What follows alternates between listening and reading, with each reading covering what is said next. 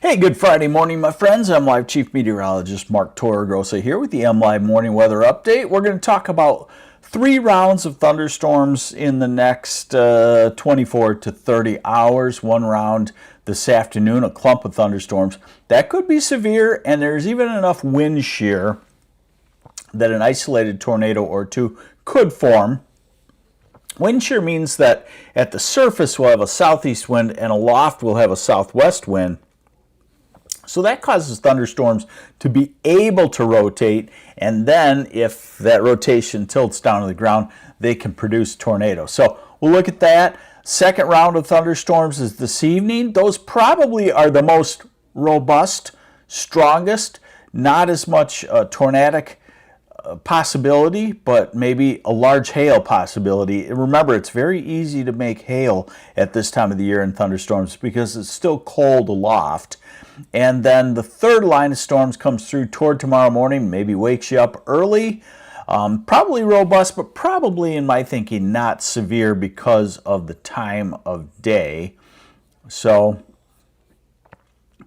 let's get to it here. All right, so here's the radar currently. And hey, good morning, Carl from Lennox. Catherine Cyphers, good morning. All right, so the first line of thunderstorms, not severe. And again, the timing of the morning usually weakens these storms. So this would be very similar to what we would look at tomorrow morning over us. But those storms are moving toward the northeast, and there's a warm front moving northward across southern Michigan. So when a warm front latches on to the storms, we watch those. The warm fronts are notorious for clumps of thunderstorms, not lines, and clumps of thunderstorms with shear are notorious for the ability to produce a tornado. We don't expect this to be a widespread, memorable tornado outbreak in Michigan. This would be 1 or 2 isolated tornadoes probably. All right, so there's your current. Now, let's go over some of the severe weather stuff. And here is the various severe weather forecasts. I'm going to try to squeeze it down into one screen for you. Hopefully it doesn't get too small. Don't get too hung up on the exact locations, and I am going to have to move it around for you.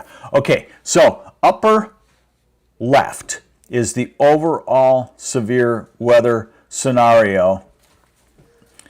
And the green means that most of lower Michigan has a quote-unquote marginal risk for severe weather. You say, oh, okay, that means nothing, marginal. It's the lowest end chance. Now, next to that, to the right, the green shaded area, southern half of lower Michigan, not including the thumb, that's a 2% chance of a tornado. A lot of people say, 2% chance, ha ha ha, big deal. It's, you know, a normal day at this time of the year would have something like less than 0.1% chance of a tornado.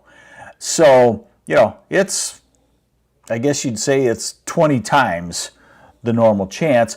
Now, we're going to deal with this through the season. I won't really go into it in depth today, but they've changed the black hatching method this year. And they're going to give us 3 different hatching patterns. You see those black dashes, diagonal dashes back to our west? That denotes there could be up to an EF2 tornado back there. They had that in our area for later today, but now they have just removed that and moved it back to the west. So that would mean that they feel like there's 1 or 2 EF0 or EF1 tornadoes possible in southern half of lower Michigan today. Be careful with that. There's going to be 2 other hatching patterns. One that says an EF3 could be possible, and the crosshairs one, we'll go over this again through the season. It will be an EF4 or EF5 possible. And what's odd is I just saw this today and I thought, and I missed the notes from the Weather Service on this, but the Weather Service's whole focus Okay, the Weather Service's government, let's start with that. The Weather Service's whole focus over the last 5 or 10 years was to simplify the severe weather messages. And now they went into something that took me about 5 minutes to read and complicated it, but they have reasons. You know, we have the ability now to tell you if it could be an EF4 or an EF1 tornado, and that's important. But we'll, as meteorologists, have to highlight that for you. Now, note the brown there, the severe hail outlook for all of Lower Michigan. Yes, park the good car in the garage today, tonight, and tomorrow. Okay, when does this all happen, and where does it all happen? Our radar forecast. Hey, good morning, Kimberly Ribel. Thanks for wishing everybody a safe day today. So here's the radar forecast. And let's go to noon. This is 1 o'clock. I'm calling noon, 1 o'clock, the time period when this first clump of thunderstorms hits the southwest part of the state. Maybe a little bit sooner than that because it seems to be running kind of fast. This is 3 o'clock this afternoon, 4, 5, and 6 o'clock. So basically this first round would likely be the round that could have an isolated thunderstorm. And of course, I told you that the hail production at this time of the year is pretty easy because it's still very cold aloft, so ice lives very quickly there. Now we go into this evening, 7 o'clock, 8 o'clock, 9 o'clock, 10 o'clock. There's your second round of thunderstorms. Grand Rapids, Big Rapids, Saginaw, Bay City, the Thumb. Okay, so round number 2, that one would have a greater chance of large hail. Then look at the large mass of thunderstorms developing out to the west. You think, uh-oh, here we go. This is still in the severe weather time period. This is 5 o'clock Saturday morning. Charlevoix, Petoskey, Traverse City, Muskegon, Ludington, down to Grand Rapids. 6 in the morning, 7 in the morning, 8 in the morning. Typically 7, 8 o'clock in the morning is when thunderstorms fall apart, unless in the middle of summer and a very severe weather situation. So basically we're going to have another robust line of noisy thunderstorms towards sunrise tomorrow. And as we go into the morning hours, this is 10, 11, noon, Ann Arbor, Jackson, Detroit, the Thumb, Saginaw will be quite wet with showers and thunderstorms. That all pushes to the east, maybe another final line of some showers. And yes, my friends, it is still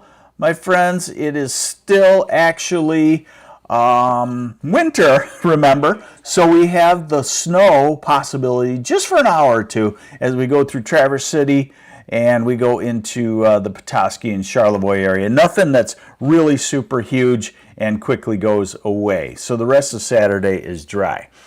Now let's go out into the future. In the short term of the next week, nothing really eye-catching. Here's our rain on Saturday. What does Sunday look like? This is Sunday morning, morning into afternoon, afternoon into evening. Sunday I would call dry, except for maybe a couple of quick 15-minute showers or so in the northern half of Lower Michigan and the eastern UP. But southern Michigan should be dry on Sunday. Monday, we're back to a southwesterly flow. We're warming up, and we still expect that cold front to come through on about Tuesday night or Wednesday. So this is Tuesday night. We get back into another round of thunderstorms. You see the ugly color of that purple magenta, meaning freezing rain. I wouldn't be too concerned. It would be quick, and our temperatures are still going to be well above freezing over the few days after the cold front. So this is Thursday. We go back to winter-ish, okay, as we get to the second half of next week. And that's a good thing because things get out of whack if we stay too warm too early. If you like a Michigan apple in the fall, you don't want 80s in March.